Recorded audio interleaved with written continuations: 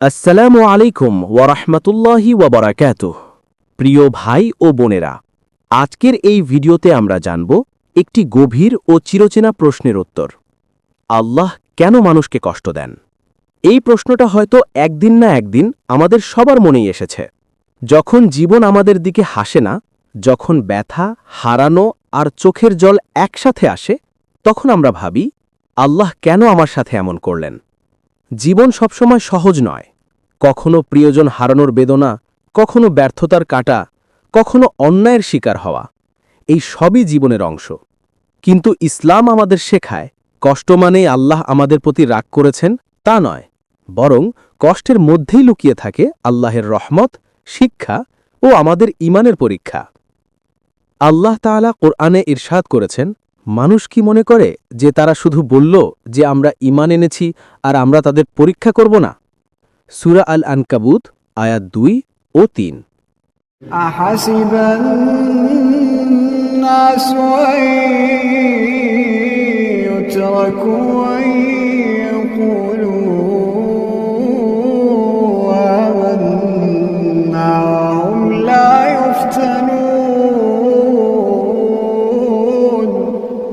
ولقد فتنا الذين من قبلهم فليعلمن الله الذين صدقوا وليعلمن الكاذبين। এই আয়াত আমাদের জানায় দুনিয়া হলো একটি পরীক্ষার ময়দান। এখানে সুখ, দুঃখ, হাসি, কান্না সবই পরীক্ষার অংশ।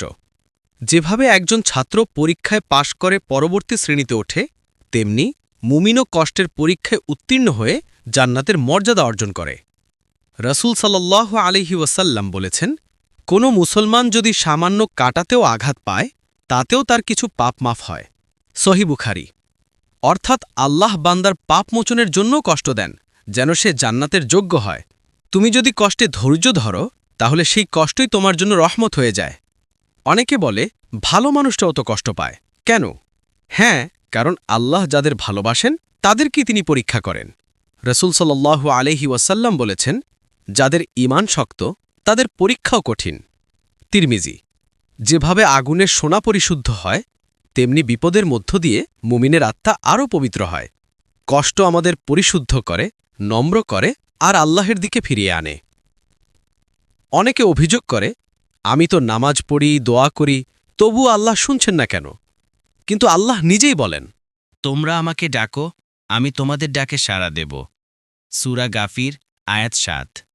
وقال ربكم ادعوني أستجب لكم إن الذين يستكبرون عن عبادتي سيدخلون جهنم داخرين। দোয়া তিনভাবে কবুল হয়। 1. কখনো সঙ্গে সঙ্গে। 2. কখনো দেরিতে। 3. কখনো আখিরাতে তার উত্তম প্রতিদান রাখা হয়। অর্থাৎ আল্লাহ কোনো দোয়াকেই বৃথা যেতে দেন না। তাহলে কষ্টের সময় আমরা কি করব? কোরআনে আল্লাহ বলেন, নিশ্চয়ই আল্লাহ ধৈর্যশীলদের সাথে আছেন। সূরা আল বাকারা আয়াত 153। তাই প্রথম কাজ ধৈর্য, অভিযোগ নয়, বরং দোয়া ও ইস্তেগফারে মন দাও। দ্বিতীয় কাজ নামাজে মনোযোগ দাও, কারণ নামাজই হৃদয়কে প্রশান্তি দেয়। আর তৃতীয় কাজ জিকির করো, যেমন আল্লাহ বলেন, আল্লাহর স্মরণেই হৃদয়ের প্রশান্তি নিহিত। সূরা রাদ আয়াত 28। الذين آمنوا وتطمئن قلوبهم بذكر الله ألا بذكر الله تطمئن القلوب